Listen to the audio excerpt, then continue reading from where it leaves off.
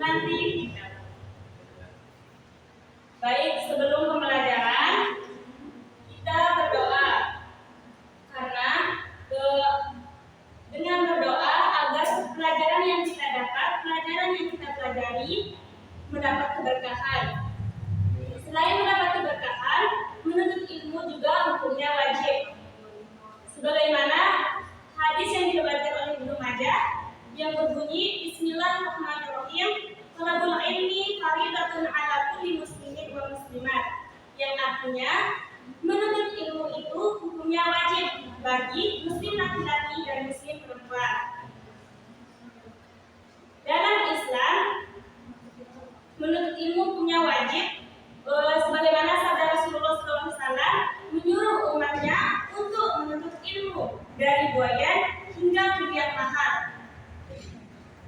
Dengan hadis yang berbunyi utlubul ilma minal lahdi ilal lahdi, tuntutlah ilmu dari kandungan ibumu hingga masuk ke kubur. Ilmu juga sebagai sumber, dianggap sebagai sumber pencerahan, sumber kebebasan, dan sebagai sarana untuk mendekatkan diri kepada Allah SWT. Langsung saja ketua kelas pimpin temannya untuk berdoa. Kami pimpin temannya untuk berdoa. Untuk memulai pelajaran kita pada hari ini, marilah kita sama-sama berdoa. Berdoa dalam hati, mulai.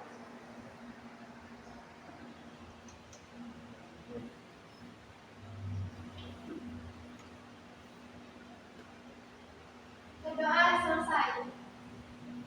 Sekarang guru absen dulu ya. Anissa Maharani, Irna Sriani, Dewi Juniasari, Muhammad Abdullah, Masuk. Ayah Desa Nabisa, Siti Syekbar Muhammad, Justina Afiani, Sumaisa Ahmad Putri, Idrian Keluardia, Muhammad Sabrin, Rahmawati, dan Zainul Hidayat, Hadir. Yuda Setiadi, Nusratul Azizi, Intan Nuraini. Intan kenapa tidur? Intan, kenapa tidur? Begadang malam, Bu. Kami Nomida Sani, Muhammad Sani Firza, Hadir.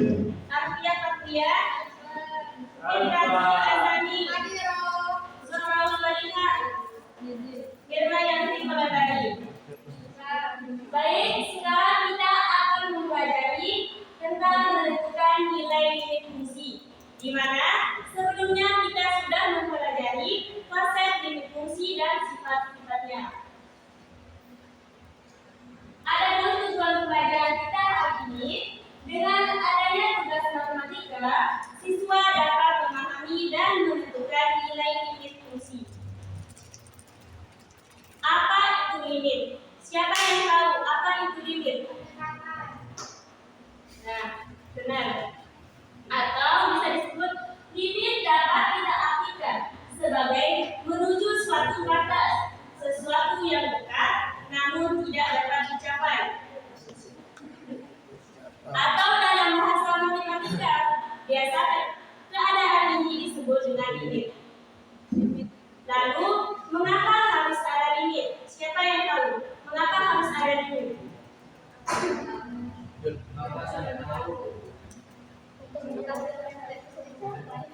Ada yang tahu? Mengetahui apa ada yang dekat dan apa yang jauh. Biar tahu batasan. Bisa dilihat.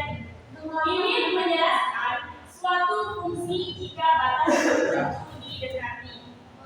Mengapa harus didekati? Karena suatu fungsi biasanya tidak terdefinisi pada titik-titik tertentu. Walaupun suatu fungsi seringkali tidak terdefinisi untuk titik tertentu, namun masih dapat dicari tahu berapa nilai yang didekati dimiliki oleh fungsi tersebut apabila titik tertentu semakin mendekati, yaitu dengan limit. Adapun definisi limit fungsi, jika sebuah fungsi yang terdefinisi pada suatu selang yang melalui A mungkin kecuali di A sendiri, maka limit fx untuk x mendekati A adalah L, atau dapat dinotasikan dengan limit fx di mana x mendekati A itu sama dengan L.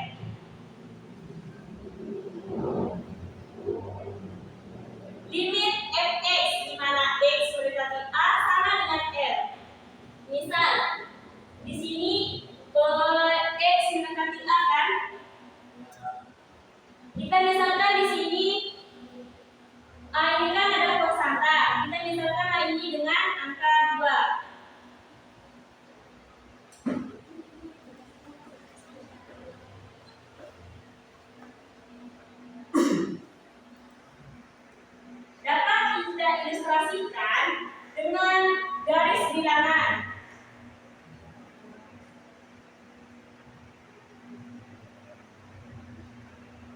Nah, sekarang kita misalkan 2 ini adalah seseorang.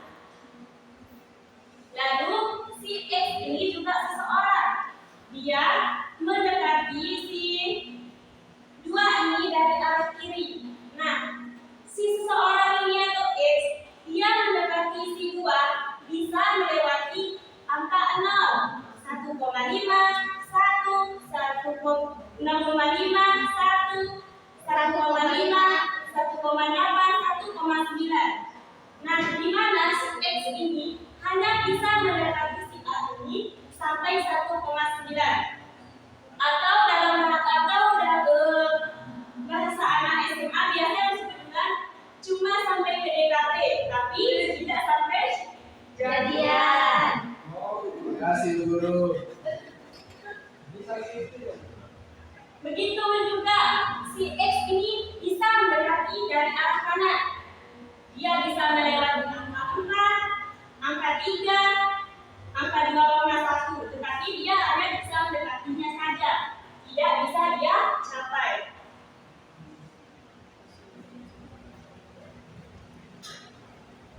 Lanjut ke contoh soal. Misal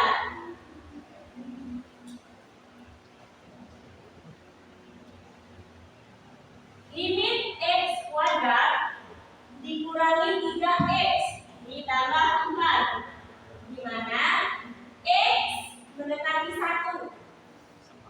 Langsung saja sudah substitusikan angka 1 ini ke dalam x. Jadi 1 pangkat 2 dikurangi 3x, 3 dikali 1 ditambah 4. 1 pangkat 1 sama dengan 1. dikurangi 3 dari 1 ditambah 4. 1 kurangi 3 kurangi 2 ditambah 4. Jadi bisa dilihat hasilnya terdefinisi. Pada slide sebelumnya lupa tadi ibu menjelaskan ini. Perlu diingat pada fungsi dapat terdefinisi dan juga dapat tidak terdefinisi. Jika hasilnya 0 per 0, hingga berhingga, negatif berhingga, berhingga, dan seterusnya. Contoh soal kedua.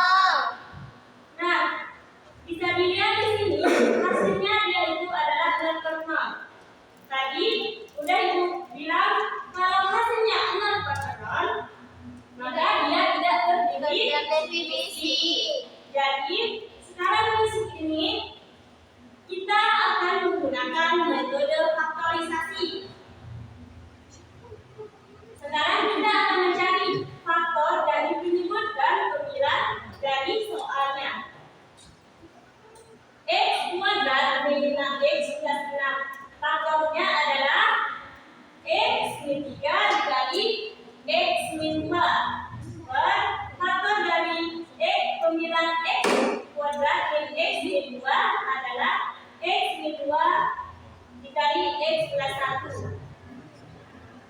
Setelah kita menemukan faktor dari soal tersebut, maka jika ada angka yang sama seperti ini, langsung saja dicoret.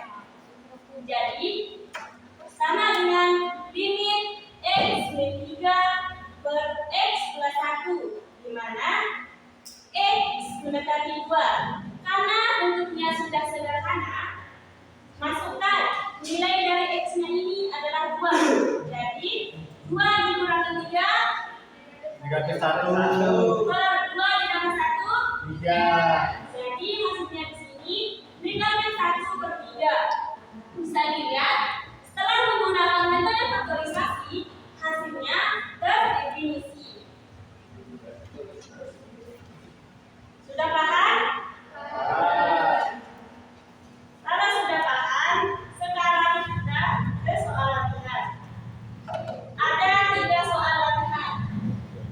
Ini yang tadi, jika hasilnya terdefinisi, langsung saja substitusikan angka yang mendekati X mendekati 5.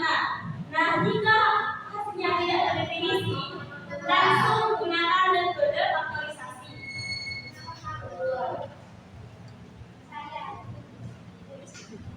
Biar ada waktu.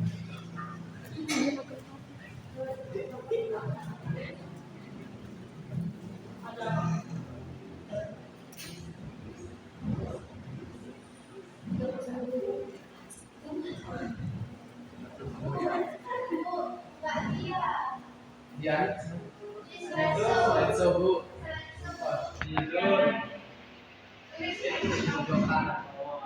saja ada.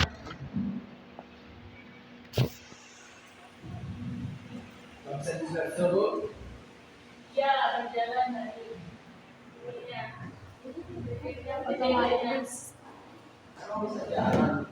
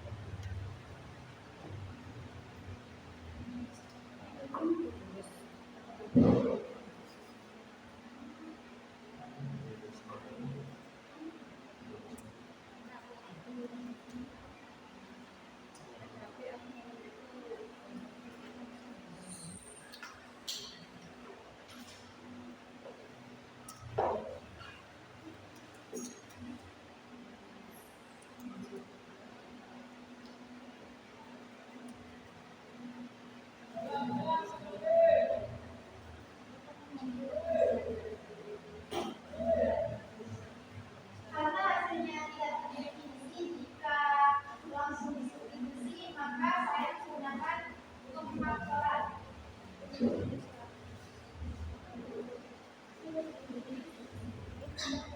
Ya, sekali lagi membantu.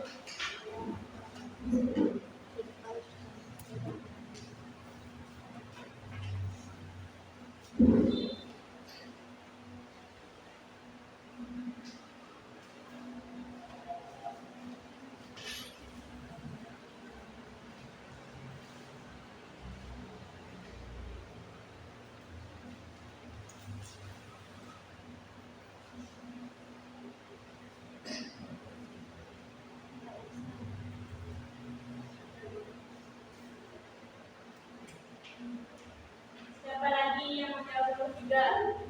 Bisa.